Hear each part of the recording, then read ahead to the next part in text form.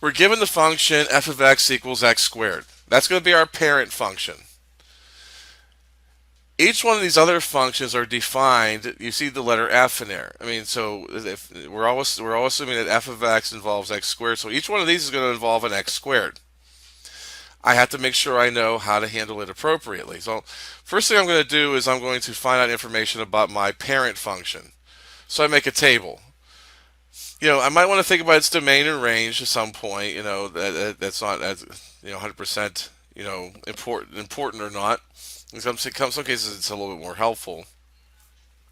But I do come up with a table of x values and calculate the y values that go along with it. So those would be a set of 7 points that fall on the graph f of x equals x squared or y equals x squared.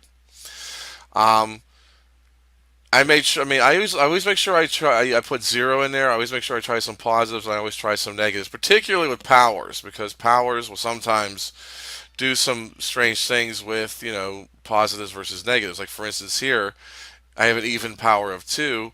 Notice all my y values are more than 0, and that happens. So, well, more than 0 or actually equal to 0 in one case. So when I look at what's going on here, it says, okay, well, we have our domain and range for this. We have some specific values. What if g of x were to equal negative 2 f of x? Well, negative 2, I can see where the parenthesis is. It's right here. Negative 2 is on the outside of that, and it's multiplying. So that tells me every y coordinate I have in my parent function is going to be multiplied by a negative 2. Because negative 2, is a number in front of f of x. That's what it is. Um, there's nothing going on inside the parentheses, so there's no horizontal transformation, so the x's do not change. So essentially, I'm going to have the same x coordinates. I'm just going to multiply my y coordinates by negative 2. And there's my new set of table values. I'm just going to plot those. Now I show in green what the graph is now, and I show in blue what the original was looking like. So obviously I turned it upside down because of the amount of space that I had to use there. The doubling of the y values, so to speak, didn't show as noticeable a change as you would in some other graphs, but there you have it. In part B, g of x equals f of 2x. Well, now the 2 is inside the parenthesis, which means it's defining a horizontal transformation. Now that 2 is being multiplied. So that horizontal transformation should be the opposite of multiplying by 2, which means it should be dividing by 2.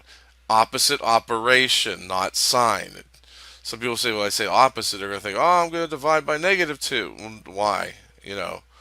They think that opposite means that opposite signage too. Well, the opposite, what's going on here is me dividing instead of multiplying. Uh, we don't care right now if it's a positive or negative. I mean, the signage is going to stay what it is in that kind of respect. But so this basically tells me that each of the y values are going to be divided by, or each of the x values will be divided by 2. The y values remain the same. So that's what I get when I plug in the x and y values.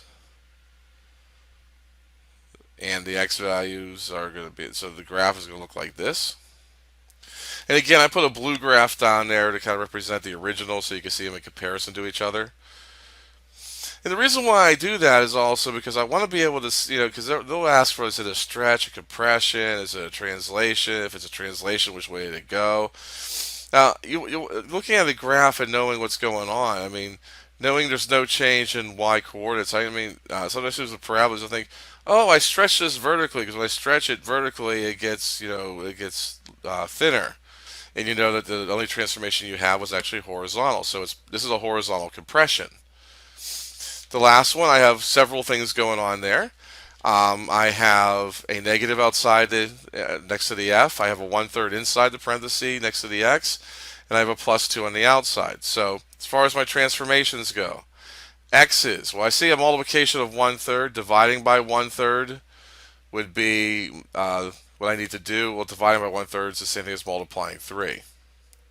And of course, the y coordinates, there's 2 of them. I'm going to multiply by -1 and then add 2. And that's what I'm going to do, as prescribed there to my x and y coordinates respectively. So I take the original, I multiply all my x coordinates by 3, all the y coordinates I multiply by -1, and then add 2 after that. I follow the order of operations. I get those as my ordered pairs, and here's the graphs. So that's what the original graph would look like, just a regular f of x.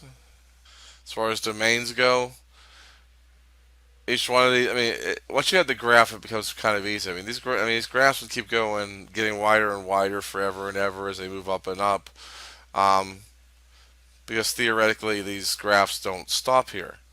So the domain in each one of these cases is from negative infinity to infinity, which is which is our interval way of saying all real numbers.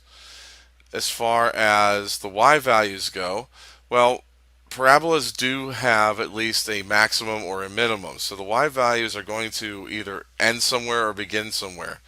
So when I look at the green graph for the first one, it looks like my y values go up to 0 and then turn back. And if I look at the table, it looks like the highest y value I have is 0. So I would say that one has a range of negative infinity to 0, including the 0, because I do have that y coordinate being shown there. For part B, the lowest point looks like it's at 0, 0. So for that one there, I'm going to say that the range goes from 0 up to infinity. And lastly, for part C, if I look carefully there, kind of going along with where the vertex is, I see that the highest point, both table-wise and what looks like graph-wise, is at 0, 2, which means that the y values go from 2 as a maximum value, and they go down from there forever. So I would go from negative infinity to 2. And that's the end of that one.